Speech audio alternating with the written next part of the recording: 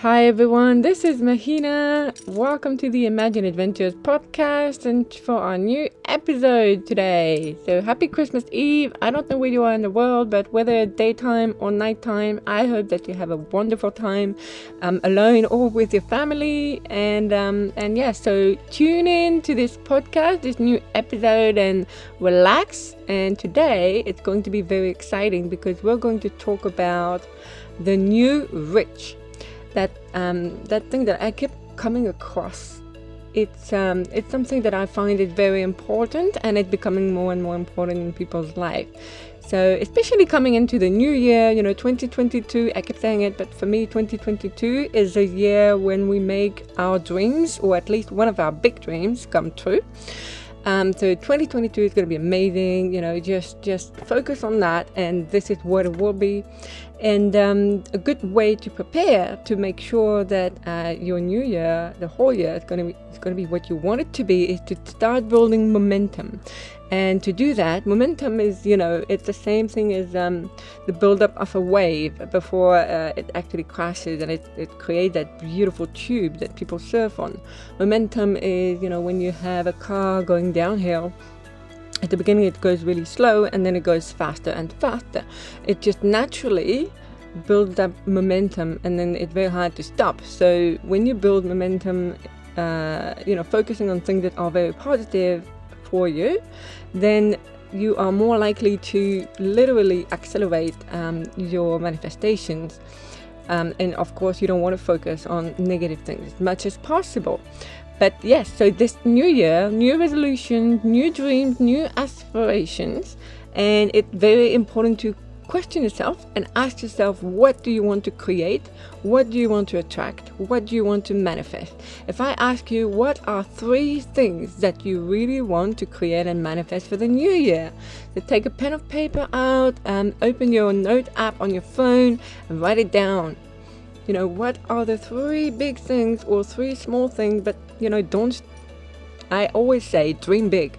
Write whatever it is that your heart instantly feels want to create. So this will come to you very easily. Don't even think about it, just write it down. So that's something that's very important to do. And then another thing that you need to remember is, question yourself and ask yourself again, what is your big why? For each of these 3 things you've just written down, what is the reason behind it? So let's say you want to, move to Bali, like I do, like I will. So you want to move to a new country or live by the beach. Why? What's the big why? Well, it's to be more in nature and to have to be closer to nature and to feel, personally, it will be a peace of mind. So, I will feel happier over there. So it's, we all have our big why. So what is a big why? You want to create a new business. What's your big why? You want to provide for your family? You want to make somebody proud? You want to finally achieve your dream? You want to write and publish your first book? What's the big why? You want to stand out. You want to reach more people. You want to be seen as an expert in your niche, So what's your big why? What it is that gets you so excited that behind that you have a very powerful and positive intention. And intention is everything, because wherever you put your attention on, whatever you put your attention on, grows. Okay, so intention is almost like, let's say, the 3 things that you want to create or attract next year are 3 seeds that you plant in a bare soil, right? So let's just picture it like that. Then the big why is basically preparing that massive bowl of water next to it. Okay, so you have a big why. So you have that reason that's there. So you are prepared. You want to have your seeds grow. And then the intention is taking the time every day to refocus again and again and again on what it is that you want. And so to take that water and water your plant or your seed every day, and then watch them as they grow and they become beautiful trees. And same for you, as you always check in your intention, it will shape your thought, your belief, your life. It will shape your vibration. It will ensure that you always emit a positive signal and a clear signal to the universe. So again, if your intention is to get healthier, everything you do next year is going to be focused on health. What's really great about us, like I mentioned to you before, your brain, your reticular activating system will focus on more health opportunities. So you may be offered, I don't know, a gym membership, or you may meet some people who are really great people to be with. They, even in COVID or whatever, they say, okay, we can go on hikes every weekend. It's something new. It's going to be, your intention will define your life, basically. So be very conscious, very aware of that intention, and have it with you. I always recommend not only having those 3 things that you want to create somewhere visible in your house, the why need to be not necessarily written down, but it's very nice if you can say, okay, it's going to make me feel fulfilled or happy. So then you know that when you see that dream that you want to create, you feel happier. And then the intention is, always making sure that it's there, and whatever you do, recenter yourself and refocus on what are the things that you want to create. Now, the next part of this podcast, which is also linked to that, to the new year, the new resolution, the new things we want to create. What is it that we want to create? I think on a collective and personal level, we are almost meeting at some very interesting point, because I think that COVID had many negative impact on so many people, but it also helped us realize many things, including the fact that, what we miss the most and what we need the most are not actually things, because we can actually order these things and still get them delivered on your doorstep. If you order on Amazon, it will still get there. But it is actually people and experiences we miss. Okay, this is actually very interesting. If I believe that, obviously, if we were not able to order anything online, we would be missing going out to buy stuff. But this is in today's society, this is not what we are looking forward to, because we realize now that not being able to see our loved one and to travel or to go outside or to experience something new or whatever we wanted to do, and we feel like we don't have that much freedom anymore, it's something that makes us realize that this is, we are social animals. We need to experience new things. And interestingly enough, it actually agrees with the definition of what a lot of people are calling now the new rich. So back in the days, or even still today, it just, it's always, everyone had their own opinion and ideas. So for some people, being rich will mean, having a lot of money, having a luxurious house, living a luxurious lifestyle, maybe having a BMW. So this is a definition of being rich. Now there's a new definition of being rich. People call that the new rich, and I love that, because I've always personally felt very rich in that sense. And it doesn't actually matter how much money you've got on your bank account, because you can feel very rich and have a very rich life when you think about life this way. So more and more people are consciously creating that kind of life, on purpose. And again, the new rich is people who are debt-free, that don't want to be spending years paying back a loan, a university loan or a house loan. So they may also, it's very expensive to buy houses today. I would feel in many countries it's almost impossible. If you're alone, or even as a couple, a married couple, if you want to buy a house, you're probably going to have to pay a loan for the next 25 to 35 years. So, people don't want to do that anymore. And because it just takes too much. It's very stressful, and it puts pressure on people. People don't want pressure anymore. And I think with the COVID and everything, it just exacerbated this feeling that we don't want to be pressurized anymore, because we are already pressurized at work, and we are now pressurized in our lives, in society, and we don't want that anymore. So, it is to be debt-free, but it is not necessarily to have accumulated wealth.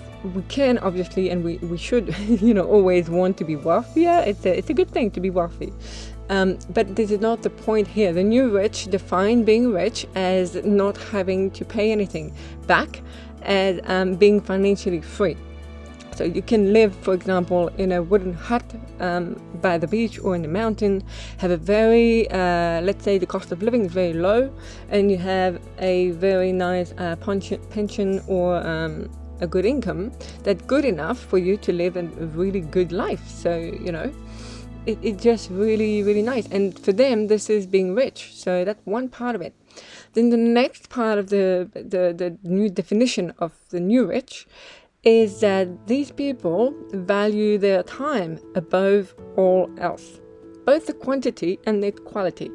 So, the how much time we have and what we do with that time that we have.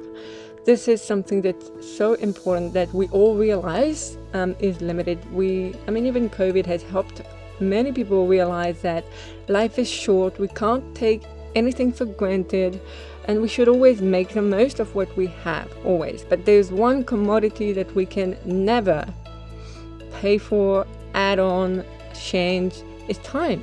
Time will always fly. Time will always go by. No matter what you do, there's something you cannot ever stop. You cannot ever control. It is time.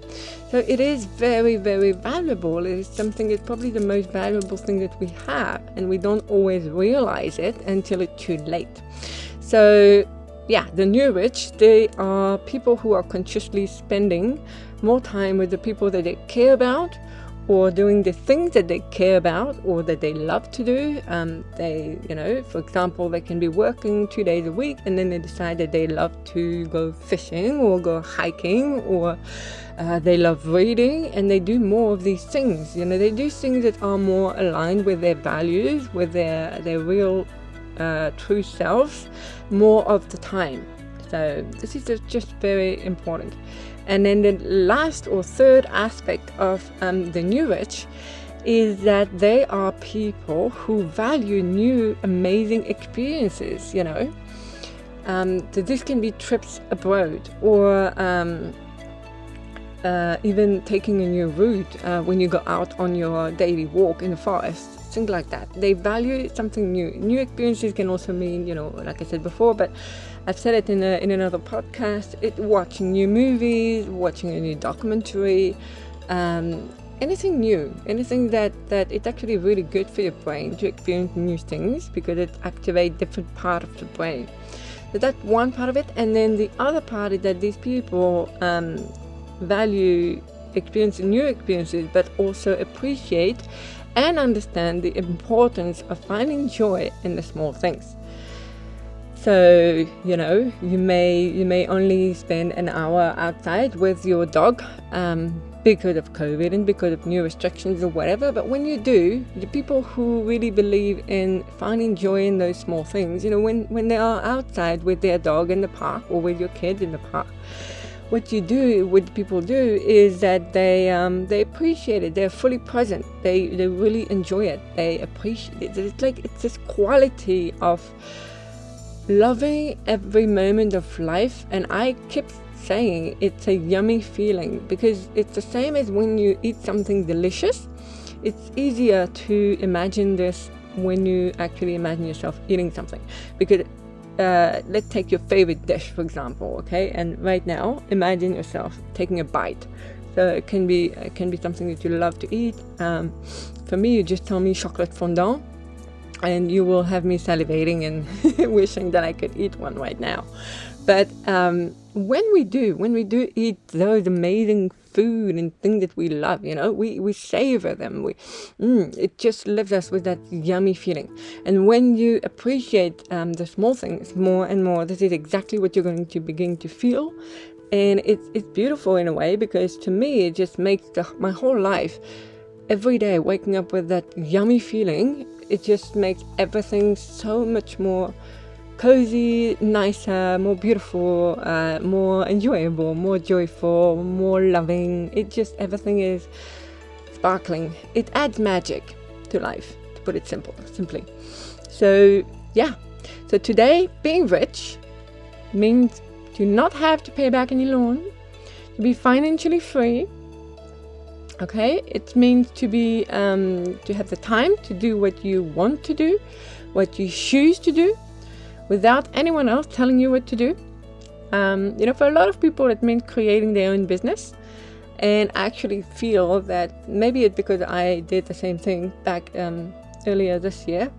But I have a feeling that more and more people realize that thanks to the internet and thanks to the way the world is, it is actually possible to create our own business. And, no wonder the world seems to be going that way as people seek new, exciting new experiences. And again, being new, the new rich is being grateful for what you already have as well. So this is interesting because it's actually what I've just told you is actually the definition or part of the definition of what psychologist Abraham Maslow, for those of you who know who he is, said when he defined or he described self-actualized people. So people who are self-actualized, they are people who are happy in all areas of their lives. He came up with that pyramid, and all you need to be met for you to become or to be able to be self-actualized. So all of these people, they have all of they need to survive.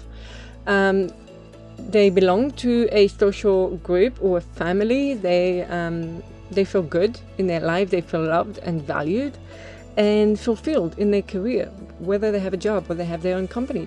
And basically, when you have everything like this set up, and when you feel kind of stable in that life experience, this is where you always want something more, because that's the nature of human beings.